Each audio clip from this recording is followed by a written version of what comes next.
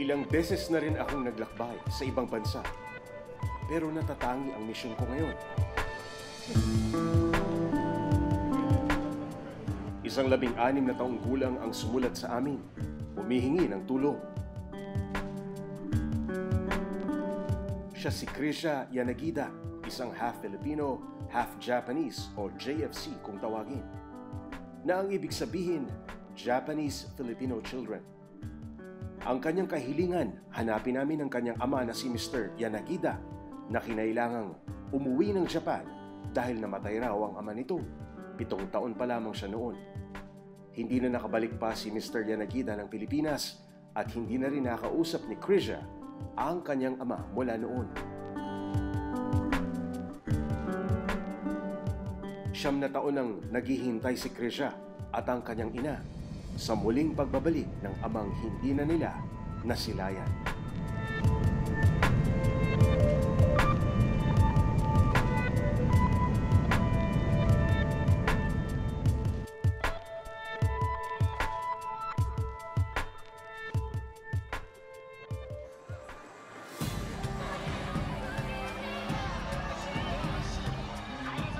Isa sa pinakamaunlad sa buong mundo ang bansang Japan.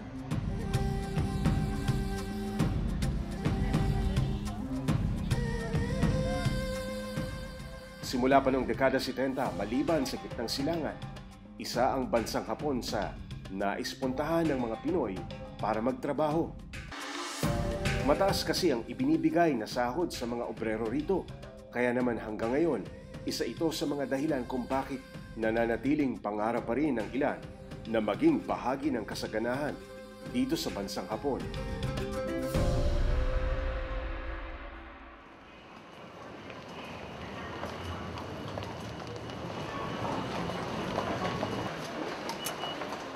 Bitbit ang liham ni Krisha sa amin at ilang impormasyong tungkol sa kanyang ama na si Mr. Yanagida.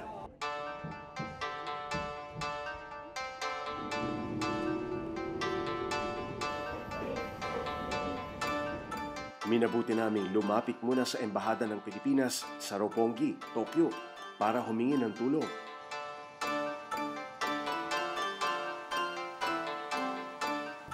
Humingi siyang pangalan. May address. Kiyosuke Yanagida. Okay, yun yung pangalan. And then, Ipinabasa namin ang liham ni Krisha sa amin at humingi kami ng opinyon sa kanya. Ang advice namin, kung meron kayong pera, kailangan maghanap kayo ng abogado dito. bakit po mahalaga na dumaan sa abogado? The abogado can file a case in court. And the court will order that records will be opened. Nag-express na. Pero may limitasyon ang kanilang paghahanap. We have strict privacy laws in Japan. Kailangan pumayag yung tao na na So, depende sa kanya? depende sa kanya. Oo. Kung sabihin niya, wala akong kilalang ganyan. And then, itong gagawin namin. Sinasabi namin sa Pilipinas, pinapaabot namin na we were able to get in touch with this person. And this person said, itong sinabi niya. Napapabilang ang kaso ni Krisha sa tinatawag na whereabouts cases o paghahanap sa isang nawawalang kamag-anak o magulang. Just because they come here doesn't mean na madali mahanap ang kanilang kamag-anak. Walang assurance na. Walang assurance. Kasi just because they have this address doesn't mean the person hasn't moved already.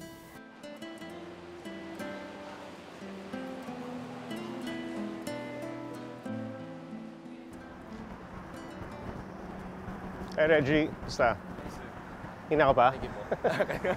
Kanina pa po. So, ilang years ka na ba dito? Nakilala namin si Reggie, tubong Davao. Isa siya sa mga JFC na patuloy na naghahanap sa kanyang amang Hapon. Walang amang nakalakihan si Reggie, pero inilarawan na lamang ng kanyang ina ang kanyang ama bilang isang mabait na amang Hapon. Alam ni Reggie na may dugong Hapong nananalaytay sa kanya, pero hindi naman daw siya interesado noon na hanapin pa at makilala ang kanyang ama. Since yung maliit pa po ako, hindi ko na po nakita yung papa ko. Wala talaga po akong idea kung saan siya dito sa Japan dati. Oo. Sabi din kasi ng mama ko before, baka may ibang asawa na raw ngayon. baka nasa Pilipinas daw, baka nasa Cebu daw. Yun yung naikwento ni Mama sa akin. Nang tumuntong siya ng 4th year high school, nagdesisyon na rin siyang hanapin at subukang tuntunin ang kanyang ama. Pagpunta ko po dito, pumunta kami sa JFC office. And then, yun, may tinatanong sa akin, ayun. Tapos, kinukumusta nila ako. Sabi ko rin sa kanila po, kinukumusta ko rin yung papa ko kung may sinasabing leads ba, gano'n. Eh, unfortunately po, wala po. Wala pa, no? Up Wala to now. po, No? So, ilang months na tumatakbo yung search? Siguro inabot, siguro po ng mga taon. Oo po. Residence card naman. Nito lamang 2013, nakuha niya ang inaasam na ninshi. Sabay rin siyang ginawaran ng Koseki Tuhun, na ang ibig sabihin, nakarehistro na siya sa family registry ng bansang Hapon. Tumagal ng halos 1 taon ang proseso na inilaban ng kanyang ina dahil hindi na magiging ninshi ang isang JFC na may edad 21 o pataas. 20 taong gulang na kasi si Reggie nang mag-file sila ng kaso. Health benefits. Health benefits? Kung wala kang trabaho, walang tulong na gano'n? Meron sir, meron ganun sir. May ibibigay sa'yo, may ipo-provide sa'yo Okay. na money. Ganun. Saka pag nagtatrabaho ka, mas madali kung may residence card ka, no? Opo sir, kasi pinapakita mo din to pag once mag-apply ng trabaho po. Opo. Nice. Sa ngayon, hindi pa rin niya nakikita ang ama. Wala na raw ito sa dating tinitirhan.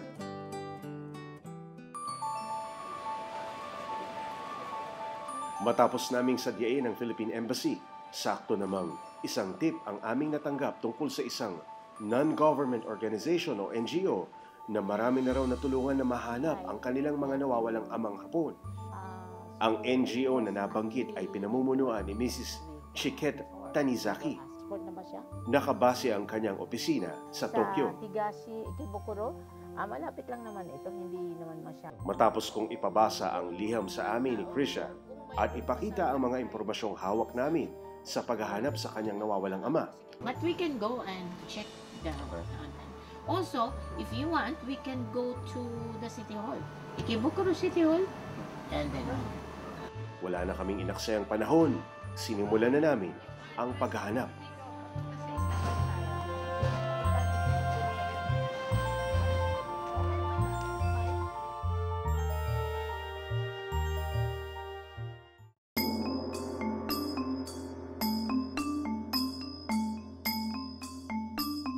Taong 2001 pa nakatutok at tumutulong ang kapisanan ng mga migrante sa Japan sa mga OFW na nagkakaroon ng problema sa kanilang trabaho. We were not able to launch it. And supposedly, the programs and part of the income of that bonds will go to the social services for the overseas Filipinos who are in distress, particularly in legal, people who are undocumented, who have no health insurance, will be able to avail that. Pero tumutulong din daw sila sa mga JFC na hanapin ang mga amang Hapon. Kaya isinangguni na namin sa kanila ang kaso ni Krisha. Ito ho yung information na binigay na. Ito ho yung pangalan. Nung araw ding yon, nagpasya si Mrs. Chiket na tuntunin ang address ng ama ni Krisha na si Mr. Kiyosuke Yanagida. Yung Saan po address tayo pupunta ngayon, ma'am? sa Ikebukuro, ang address ng tatay ni Krisha ay sa Higashi, Ikebukuro. So, sakay tayo ng tren 2 beses. Mabilis ang buhay sa Central Japan. Ang sabi nga ni Mrs. Chiket, kung babagal-bagal ka, may iwan ka talaga ng tren. Ay, Tsukiji na?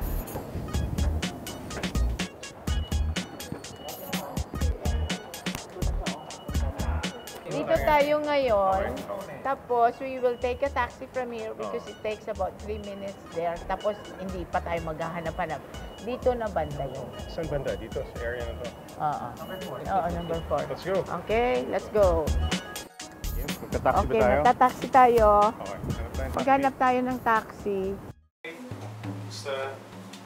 Good Para sa mga katulad ni Krisha na nais matunton ang amang Hapon, may mga ilang NGO na malalapitan sa Japan. Ito po ang tahanan ni Nanay. Nanay. Kayo po si Nanay. Opo. Ang tahanan ni Nanay, isa ring organisasyon na tumutulong sa mga JFC. Si Nanay Anita ang namamahala rito. Sabi ko, kung hindi ko gagawin to, ano nangyayari sa mga batang ito? And these people are the hope of our next generation. Kung hindi natin aayusin itong mga batang ito, itong iiwanan natin ba dito sa ating adopted country? Ang tingin na natin nila sa Pilipino, napakababa. We are only entertainers, we are only domestic helpers, but they do not know, hindi lahat na nagja-Japan ay walang pinag-aralan at hindi lang entertainers. Marami na raw siyang natulungan. Katunayan, ang sarili niyang apo, siya mismo ang tumulong para magkita sila ng kanyang amang Hapon. Nag-aral kasi dito ang mother niya, so nakakilala yon hapon. Tapos nung buntis na, umuwi sa Philippines na. Nung bago siya manganak, pinuntahan din siya o hinatid din siya pag uwi niya. Tapos nung manganak siya, pinuntahan siya. Pero after delivery, sayonara na. Sanggol pa lamang si Marie nang bumalik ng Japan ang ama at hindi na muling nakabalik sa Pilipinas hanggang sa muntik nang mamatay si Marie sa sakit na dengue noong 7 taong gulang pa lamang ito. Dito, nagdesisyon si Lola Anita na hanapin na si Mr. Chisaki, ang ama ni Marie. 14 na taong gulang na si Marie nang muli niyang makita ang ama at tulad ng inaasahan, naging madamdamin ang muling pagtatagpo nila. Anong feeling yung first time mo nakita yung papa mo? For a long time, lumaki ka, wala yung... Hindi ko maintindihan yung feeling. Pero nung una, kinakabahan. Opo. Tapos nun, nagkita na kami, pagbukas ng pinto, nakita na siya, nakaupo lang siya doon. Tapos nun, pinakanta ako kasi mahilig akong kumanta din. Tapos hindi ko natapos yung kanta, naiyak ako. Naiyak ka na? Kasi hindi ko din maintindihan. Siguro masaya. Opisyal na kinilala si Marie ng kanyang ama at kusang inisikaso nito ang pagiging ninshi ng anak. Turn left onto 435, then turn left. Patuloy pa rin ang paghahanap namin sa tahanan ng ama ni Krisha.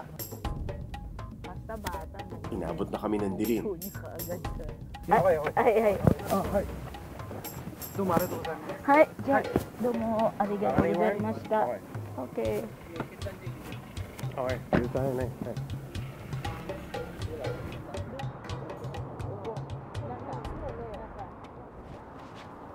Doon pa yon. Doon pa? Doon pa. Isang kanto pa mula dito? Oo, mula. Ayan na lang. Isang liko na lang. Isang liko na lang Oo. tayo. Sige, lakad tayo. Okay, lakad na.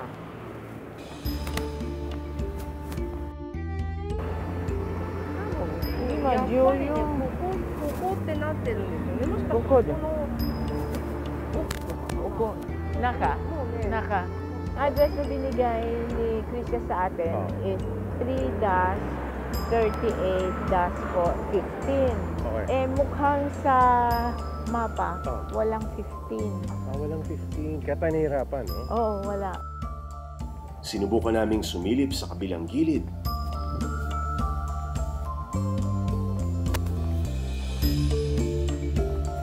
So parang non-existing na Pero wala pa rin. 15. No, 15. Kapag binilang mo, 19, pabalik 19, 18, 17, 16, itong bahay na to. Ngayon ang hinahanap natin, 15. Ito lumalabas. Ito. Garden. So lupa na lang. Kinakailangan na naming humingi ng tulong sa police station upang alamin kung nakatayo pa rin ang bahay na aming hinahanap.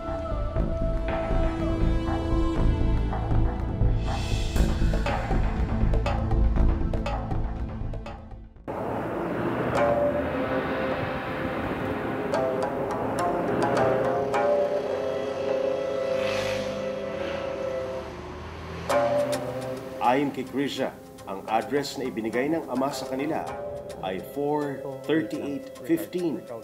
Higa Shikebukuro, Tokyo, Japan. Makita mo, this is 38-14. Nakita ko doon sa loob, walang address siya na 38-15 siya.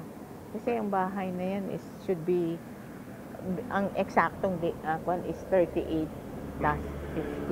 Walang 38-15 tayo nakikita Sama dito. pa. Ang hinahanap namin na number 15 sa magkakahilerang bahay dito sa Ikebukuro mukhang nawawala.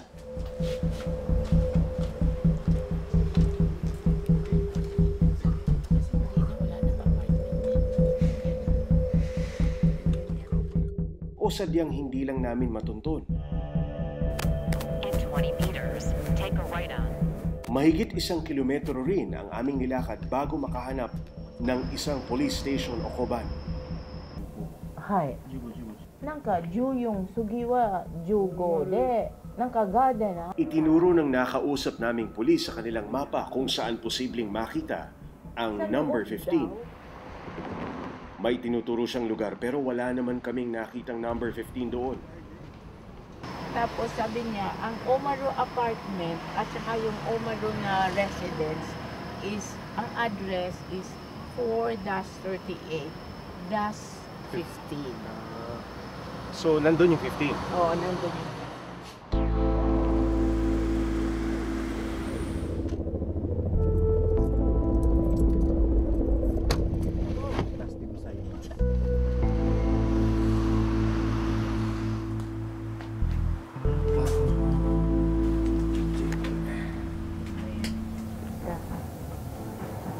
Pero parang hindi Yamagida.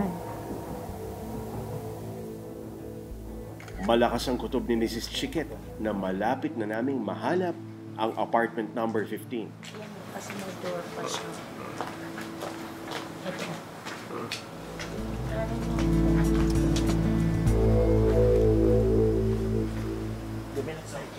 Yanagiya. Yanagida. Ay, parang may Yanagida dito. Kyosuke Yanagida. Kosoki? Kyosuke. Lumalabas na may 3 pa palang unit sa bandang itaas. Simasen. Resimas. Hanggang sa tanungin na ni Mrs. Chiquet ang isang residente. Ah, tabon inay desyo ne? Yamagida da inay desyo ne, tabon. Kasi yung kabila, sabi niya, si Yanagida, sa kabila daw. Gomenasai, simasen. Konbanwa, simasen. Yamagida-san no otako desu ka? Yamagida-san. Ryosuke. Chigau desu ka?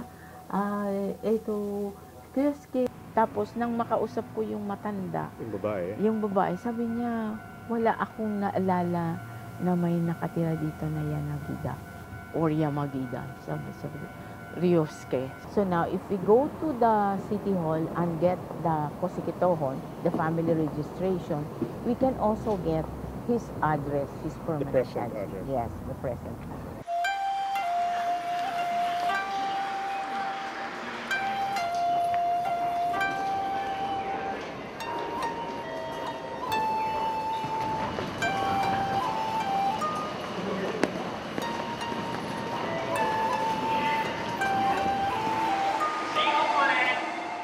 Kinabukasan, nagpasya na kaming tumungo sa ahensyang may hawak ng residence information ng mga nakatira sa Ikebukuro.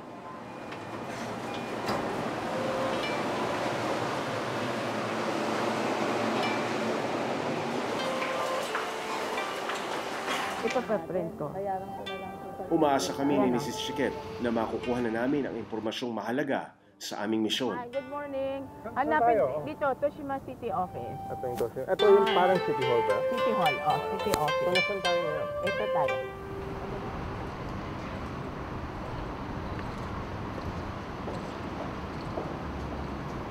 City Hall. Hawak na rin namin ang marriage certificate ng mga magulang ni Krisha, ang kopya ng pasaporte ng kanyang ina na si Rowena, at ang authorization letter na nagbabasbas sa amin na hingin ang impormasyon tungkol sa kinaroroonan ng kanyang ama na si Mr. Yanagida. なんか結婚して証明書ですけど大使館からですよね。とこれはフィリピンから。So nagwo-worry sila whether ang tatay ba ay buhay pa or yung address na ibinigay niya sa atin ay tama o hindi. 多分日本人の方ハンコを持ってらっしゃるんですよ。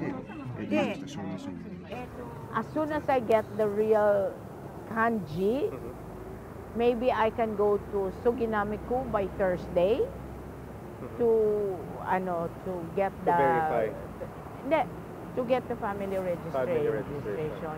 So in that case, I will find out whether he is still existing, kung saan yung address niya, at saka We can start communicating. we can, kung nandun pa siya. Oo.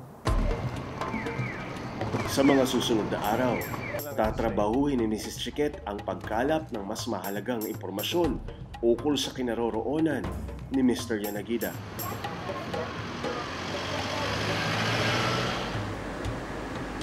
Baon ng mga impormasyong nakalap namin sa Japan, ibabalita ko naman agad ng personal kay Krisha ang mga detalyeng aming napag-alaman mula sa bansang Japan.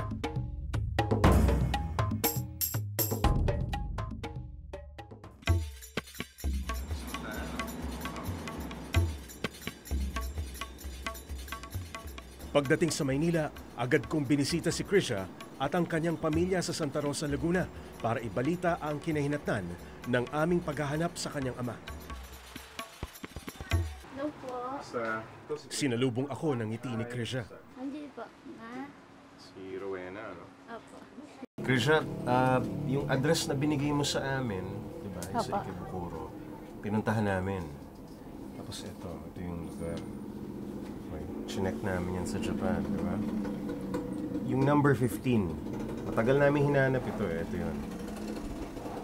Ngayon, problema, iba na nakatira. Hindi yung ama mo yung nakatira doon.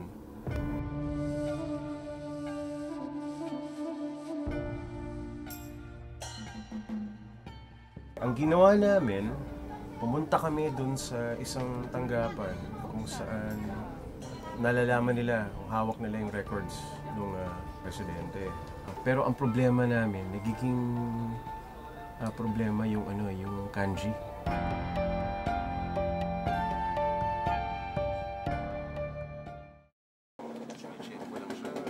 Sa kabila ng aming hinatid na malungkot na balita, dama ko pa rin ang nag-uumapaw na pag-asa mula sa kanilang mag-ina na matutuntun din ang matagal nang hinahanap. Nagpunta kayo ng Australia, Nasa pangangalaga pa ni Krisha, magpahanggang ngayon, ang ilang piraso ng damit ng kanyang mahal na daddy. Mga munting alaala ng masasayang sandaling, kapiling pa nila si Mr. Yanagida. Yung mga naalala mo na ginagawa niya sa inyo? Kaming dalawa po nagpupunta po kami sa mata. Kasi yung pag nagpupunta po kami ng mga beach, tapos yung lagi niya po mga kalong-kalong po, ganun po. Lahat po ng gusto ko binibigay niya po. Mas never niya po kami napagsalitaan ng masama. Po. Mabuti yung pinakita. Opo. Every 3 months po, umuwi siya dito. Nag-i-stay siya dito, 1 week, 2 weeks. Tawa. Monday, nagpapadala siya. Araw-araw tumatawa. Wow.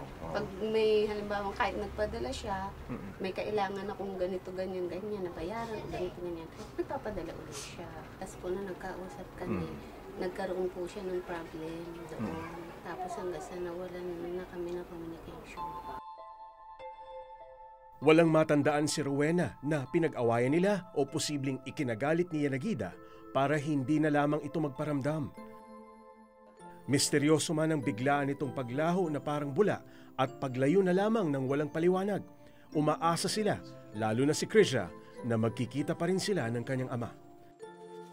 Parang siguro po naisip niya po na baka po hindi po namin siya tanggapin pag bumalik po siya ulit. Pero tagal ko na po siya napatawad po. Gusto ko na po siyang makasama. Makasama? Kahit habang tumanda na po siya. Saka paglaki po, gusto ko po siya kasama. Gusto ko po kasi makaramdam ng pagmamahal ng isang ama. Yun po. Nami-miss mo na? Opo. Yeah.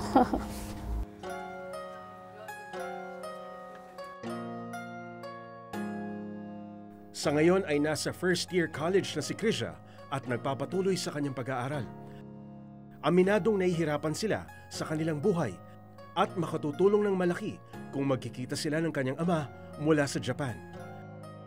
Pero ang mas mahalaga raw, makapiling na nilang muli si Mr. Yanagida at umaasa silang may magandang ibubunga ang aming sinimulang paghahanap dito. Nahanap po namin yung Ayun. Pero tila umaayon ang tadhana kina Krisha. Ano yan? Yung pang-stamp po. Yan Ayun, name po ito niya mismo. yung nandyan. Yung pang-stamp niya. Opo. So siya yan? Yan po yung Ano yung full name? Kyosuke Yanagida. Yosuke Yanagida. Yanagida. So Kanji ito yun? po yan. Opo. Ayun. Ang nakikitang susi sa pagtuntun sa kanyang ama ay hawak na nila, ang stamp ng kanji ni Kyosuke Yanagida. Ayon sa legal system ng Japan, ang stamp o anumang pangtatak ay kinakailangan ng bawat individual para sa kanilang kanji name. Agad naming ipinadala kay Mrs. Chiket sa Japan ang malinaw na kopya para makuha na niya ang residence information nito. Umaasa kami na sa susunod na mga araw ay makatatanggap na kami ng magandang balita mula sa Tokyo.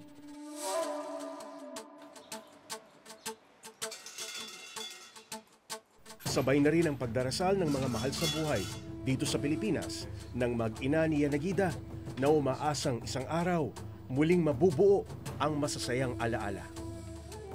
Isang hamon para kay Krisha at sa iba pang katulad niya ang mahanap ang mga amang Hapon na hindi na nila nakalakihan. Marahil ay mas mahalaga para sa kanila, maging ninshi man sila o hindi, ang makita at mayakap ang amang kinasasabikan. Magandang gabi po sa inyong lahat. Mula dito sa Tokyo, Japan, ako po si Jay Taruk at ito ang Eyewitness.